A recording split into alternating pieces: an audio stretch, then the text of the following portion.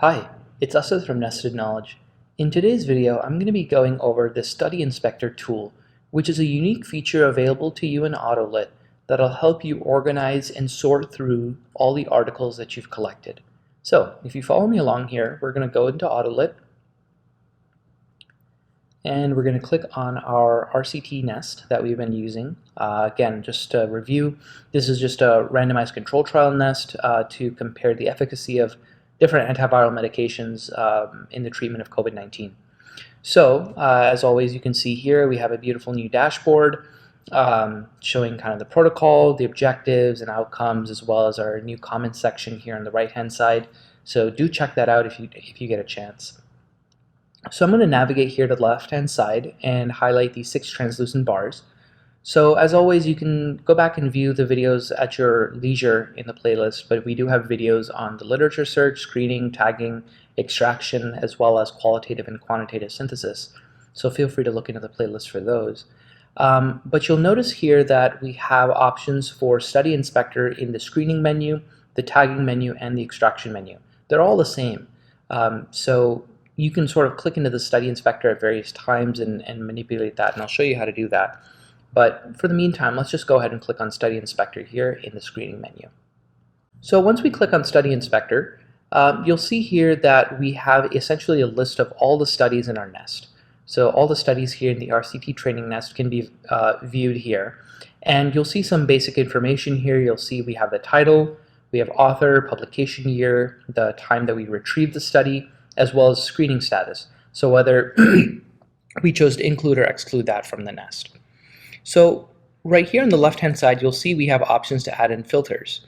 So when you click on that, we can filter based on the title, the author, the publication date, screening status, etc., etc. So you have various options. So let's say I wanted to filter by screening status. I can go ahead and click that. And if I just want to look at all the studies that we've included in our nest at this point, I can go ahead and click that from the drop-down menu here. And I'll be able to see and scroll through all the studies, and it looks like we have 21 records here that we've included into our nest. And if I want to go ahead and get rid of that, I hit the X here, and I can choose a different status here. I can filter by a tag. So let's say I just wanted to look at studies that were tagged with a specific antiviral. So let's look at Arbidol, for example. I have 3 studies here that were tagged on Arbidol. And of course I can get rid of that. Now let's say I want to save an option for a filter. So if I only wanted to look at the included studies, which is something I do very often as a research associate, and I find it very helpful, a new feature that we've launched is the ability to save a filter. So if I want to go ahead again, I'll click on the screening status and look at all included studies. I can click the button here that says save. I can call it included and click save here. And I'm going to get rid of this. And here on the right hand side, you'll see a button here that says filter sets. If I click on that, I actually created 2 sets here, but both the same thing. I can click on included here, and it'll automatically apply that filter. So this is a great way to save a list of filters that will be handy to you to use quickly. So that's filter sets, which is a new feature that we've just recently launched.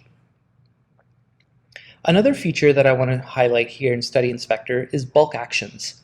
So when you click on this button here on the right-hand side for bulk actions, you'll see here that we have different actions that you can apply to all the studies in the nest, and these are non-reversible. So keep that in mind before you do run a bulk action.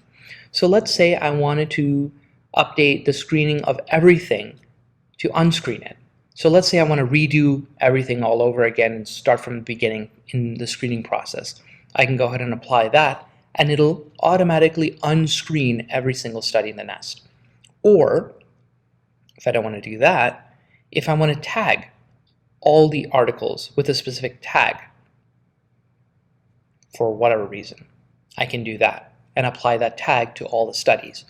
or mark the studies as tagging as complete or incomplete with regards to tagging and extraction, I can do that. Now remember, this is going to be a bulk action, and this is going to be applied to every single study across the nest. So keep that in mind before running one of these bulk actions.